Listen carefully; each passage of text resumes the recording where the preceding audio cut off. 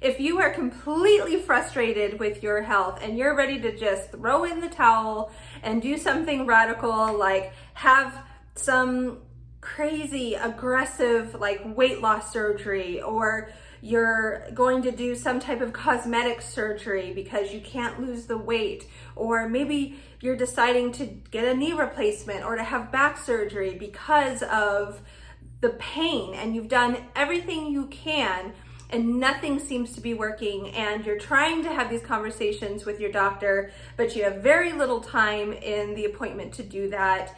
And it's almost like the doctor isn't hearing you, isn't really even paying attention, just doesn't understand what you're trying to say. And you're frustrated because you're trying to explain the situation to him and you don't even really know how to explain it. I have been there, actually. I used to have terrible pain in my feet and in my hips, actually throughout my whole body. I actually thought I had fibromyalgia, but it ended up actually being stress hormone and having a high TSH and high prolactin levels. But I've been there, and I've been there in that situation where you're trying to get help and you're trying to explain the situation, and you just know in your gut that what the doctor's telling you, it's not right. That's not you. You don't need another medication. You just need a better solution. And you feel like it's right there, like you can grab it, you can feel it coming, but you just don't know how to get it, right? I completely understand. And I've been there where I was gaining weight, and if I even thought about losing weight, it's like I would gain 5 pounds just thinking about it. I mean, it's a nightmare. I completely understand. And my advice to you is, when you are in this place, is to just stop. All right, today, do yourself a favor and let it go. Meaning, take deep breaths and don't worry about it today. Maybe don't even worry about it tomorrow or the whole week. Do yourself a favor and think about something else that makes you happy. Okay? The issue isn't going away.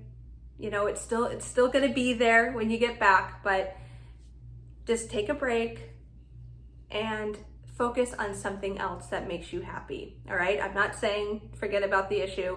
I'm going to tell you to revisit it, but give yourself a mental break, right? Just for your sanity, for goodness sake.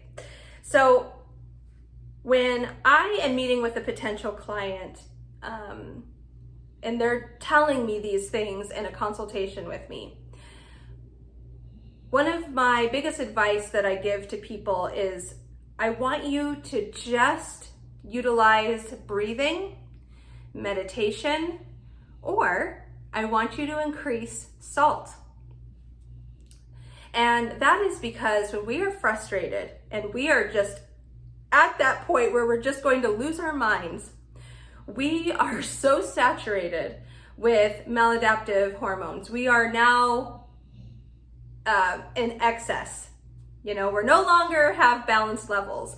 So we are high in cortisol, we are high in estrogen, we are high in prolactin and TSH, and you know, serotonin is high at this point. And what that does, these hormones, when they're in excess, they create more inflammation in the body. They're going to make you puffy. They're going to make you have more swelling, edema type symptoms. And it actually creates that mental fog. We lose clarity. Everything becomes foggy, and we just don't see the light at the end of the tunnel. And if this is you, hit like on this video, post in the comments, say, hey, yeah, this is me. Like, let it go, you know? Say in the comments, I'm ready to let it go. I'm ready to stop this cycle, okay? Let me see who's listening. Let me see who's out there.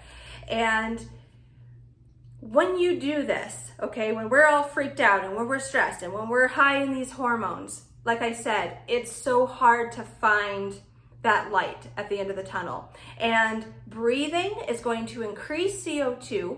It's going to allow more oxygen and blood flow in the body and for the brain. It increases our clarity and it calms the nervous system. Because think about, our nervous system is just like this now, right? Everything is just agitated and you're angry and you're yelling at your children and you hate your spouse and you hate your job and everything sucks and everything is miserable, right? When we're at that place, stop, breathe through the nose, and you're going to do belly breathing. Stick out your stomach. Don't do this. All right, that's tense. That's tension. Okay, that's not relaxed. Inhale. I'm actually sticking out my stomach, and then I'm exhaling. And you do that until you actually feel yourself. All right, you're going to feel warm, you're going to feel tingly, you're going to feel better. Do that multiple times a day. All right, do that for yourself. The next thing is meditation. And maybe some of you are like, oh God, here I go. Here's another video on meditation and why, being a hippie is wonderful. And that was me for many years. And meditation is wonderful. I am now that hippie. And meditation helped me find the root of the problem. It helped me to realize that, it helped me to see what I could still be grateful for, even in times of chaos. And that is important, because when you can do that, that is when you're powerful. And that is the state where you can change things around. And also, meditation relaxes your mind enough to give yourself that mental break. So it allows you to start your day in a good state. So even if it's just for 5 minutes or 10 minutes, where you clear your mind and you focus on something, or you visualize yourself healthy and out of pain and living the life that you want, when you do that, it actually changes things. It changes your nervous system, it changes your vibration, and things start changing. The third thing I mentioned was salt. And salt actually antagonizes serotonin. And serotonin, when it's in excess, is a serious problem. Highly don't recommend supplementing with it. There's a lot of bad science wrapped around serotonin, but yet there's also very good science wrapped around serotonin that explains the truth. We need serotonin to survive. It's important. But when it's in excess, and how you know it's in excess is when you're irritated, you're a little sharp, you're frustrated, you can't sleep well, you're agitated, it's just, ugh, all right? You're less empathetic, you're aggressive, you're arguing with people all the time. It's time to calm those levels down, okay? And salt is a way to antagonize that. And if you could focus on doing 1 teaspoon of salt a day, that is a fantastic start. Now, I'm not saying take a whole teaspoon and put it in your mouth. Don't do that. That's a huge shock and disgusting. What I want you to do is just measure it out in the morning. Like, I keep a little baggie or a little container next to me. And when you cook something, you're going to use that measured salt and you're going to sprinkle it on your food. You're going to add it to your juice. You're going to add it to your drinks. You're going to add it to your milk. You're going to add pinches of it to your water. When you feel yourself getting annoyed, anxious, anxiety is coming up, you're going to take pinches of it and just put it directly in your mouth. It can be small little pinches. We're not, you don't have to kill yourselves with salt, all right?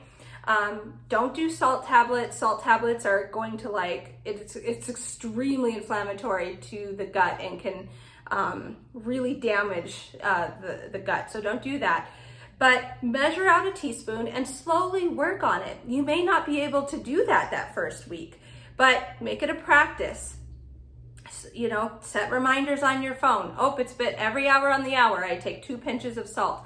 Whatever it is. And when you get to a teaspoon, you might notice after a while, you've been a lot calmer. You don't feel things don't seem as hopeless.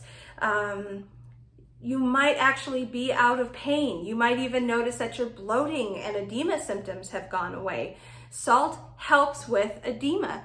And it's amazing. It's amazing, okay? Now, some of you, if you're really stressed, you might notice that you might even need more salt than a teaspoon. For me, a teaspoon works just fine. I feel so much better, but you may need more. I know people who actually need far higher levels of salt than I do. And I'm just touching on a very small section of the benefits of what salt can do in our systems. So if you have questions, I know, there's a lot of science out there that says that salt is bad for you and it's bad for the heart. Again, I mentioned the bad science that's around. So if you're nervous about it and you have more questions, please feel free to reach out. I have plenty of references and resources that I can share with you that you might find interesting. So again, if you're frustrated with your health, you don't have to be.